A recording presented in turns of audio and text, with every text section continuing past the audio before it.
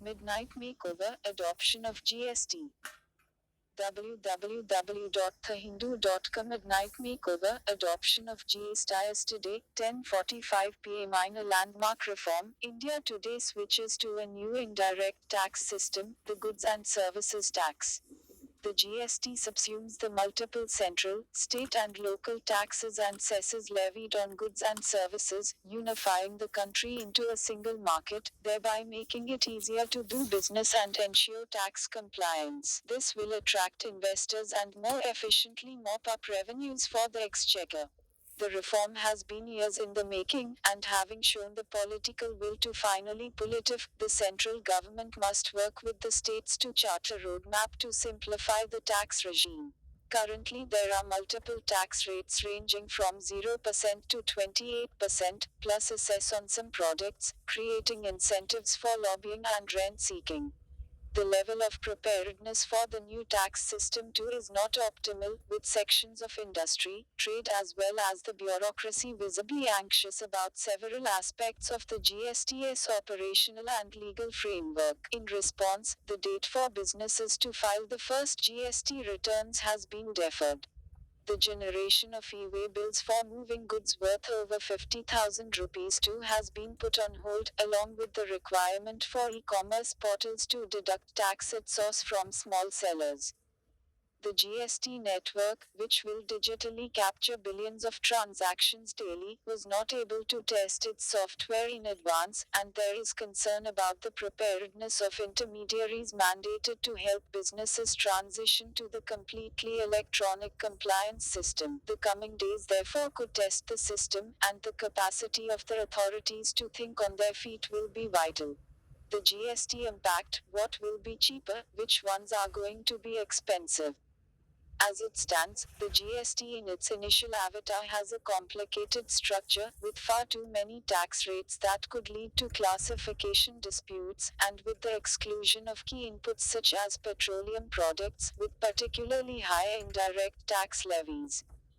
The finance minister has asked industry to ensure that the benefits of GST rate cuts are passed on to consumers, but it is not clear how businesses with higher tax incidence are to adjust pricing strategies or how the stringent anti-profiteering clauses will be interpreted. The transitory effects on India's largely informal economy, which has already been hit by demonetization, must be watched closely. Tax buoyancy, an easier investment climate and the 1% to 2% growth spurt expected from GST may take some time to be realized.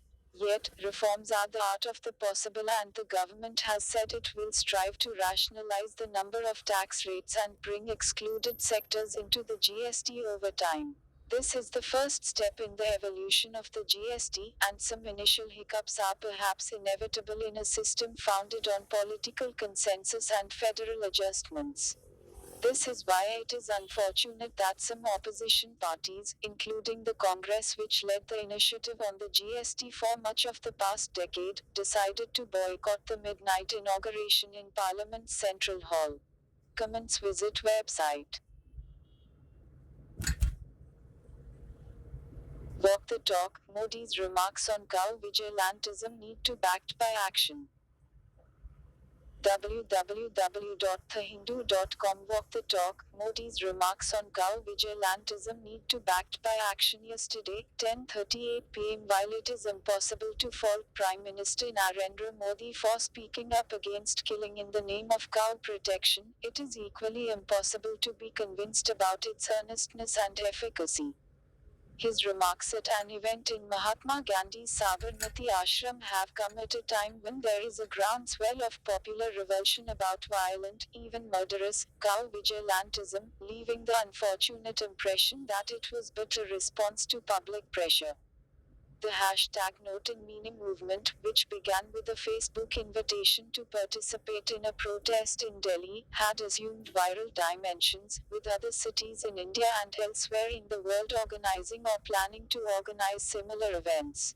What began as a somewhat limited mobilization to campaign against lynching morphed into a broader movement involving all communities against state apathy to the phenomenon. The timing is not the only thing that gives rise to skepticism about Mr. Modi's observations about cow vigilantism. Frequency is the other issue, a phenomenon that has wreaked violence, affected livelihoods, and created insecurities over the last couple of years, all of which have been compounded by a mischievous and hugely flawed order to regulate cattle sale, is deserving of a more muscular and frequent response. More importantly, it needs to be coupled with tangible action on the ground. One of the contradictions that Mr. Modi must square up to as well as grapple with is that, by and large, aggressive cow vigilantes who take the law into their own hands are members or sympathizers of one or the other organizations of the Sangh Parivar, the Bharatiya Janata Party's extended family. Given this, words are simply not enough, unaccompanied by strong corroborative action, they only serve to perpetuate the lie that the top is either totally divorced from the distasteful happenings at the bottom or that it doesn't have the means to control it. It is true that as Prime Minister, Mr. Modi has no direct control over law and order, which is a state subject. But as the BJP's most popular leader, one who has no real rivals in the party, he must wield his influence and power to crack down on those who indulge in violence in the name of cow protection. In the absence of this, Mr. Modi's remarks may constitute nothing more than a mild reprimand. There is no denying that speech is better than silence, and his remarks may help sharpen the focus on how determined governments are to uphold the rule of law, firmly, decisively, and in a manner that deters cow vigilantism. Any politician worth his salt knows there is condemnation and there is condemnation. Mr. Modi should show us that he hasn't used the small c. Comments visit website.